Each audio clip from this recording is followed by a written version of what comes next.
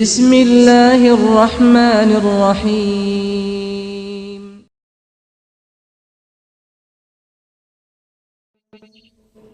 كانت خطبة لذيذة رفيقة طيبة زاده الله تعالى علما نافعا. يا أيها الإخوة، بعد ذلك أدعو على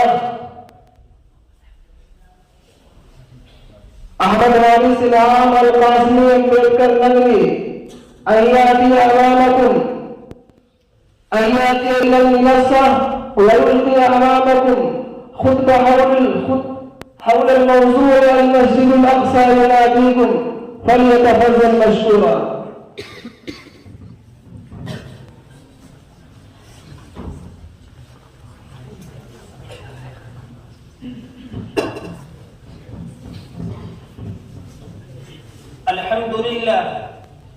الحمد لله الذي نزل على عبده الفرقان ليكون للعالمين نذيرا، وأشهد أن لا إله إلا الله، وأشهد أن سيدنا ومولانا محمدا عبده ورسوله.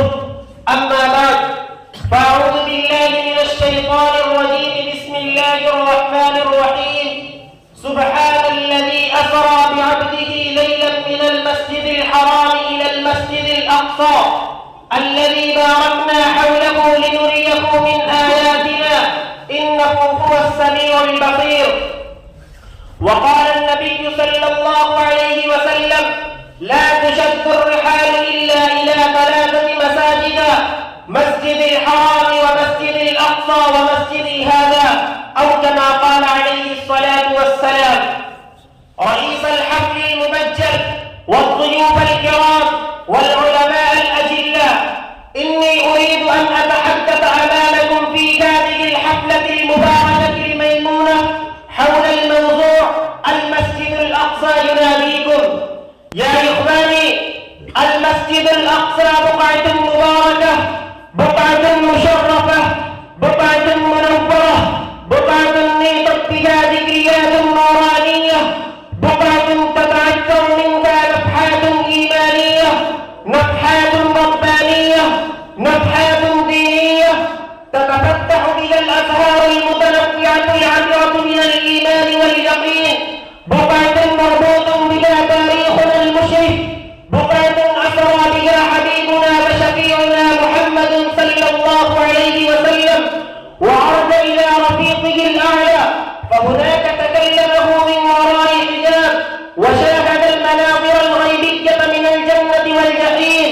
هذا هو المسجد الأقصى الذي بناه نبينا الجليل سليمان لعبادة الله وحده، وهو الكعبة الأولى التي توجه إليها المسلمون في عبادتهم وصلواتهم إلى أمد مديد، حتى أمر نبينا الخاتم بالاستقبال من القبلة التي بناها إبراهيم خليل الله: فول وجهك شطر المسجد الحرام.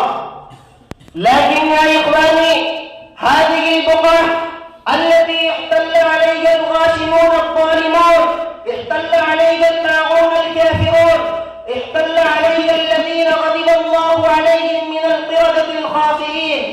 يا إخواني، الأرض المقدسة اليوم وبلدها العريق المجيد احتلت عليها إسرائيل غاشمة ظالمة، غاشمة جائرة، وإنما تبذل قصارى جهودها لهدم التقدس من المسجد الأقصى، وإنما تغامر مؤامرات خطرة لهدم الكعبة المقدسة الأولى، فتحفر حفرات عميقة حولها لتزلزل أركانها من أصلها.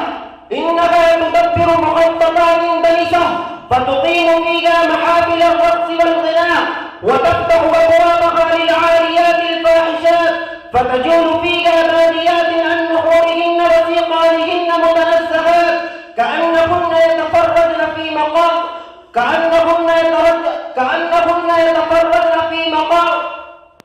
والحكومة المسلمة وحكماؤها وكبراؤها غافلون كل الغفلة، نائمون تمام النوم، معرضون عن الأخطار العظيمة التي تحدق بهم وشعائرهم، حتى تمهدت الطرق وتيسر الغسل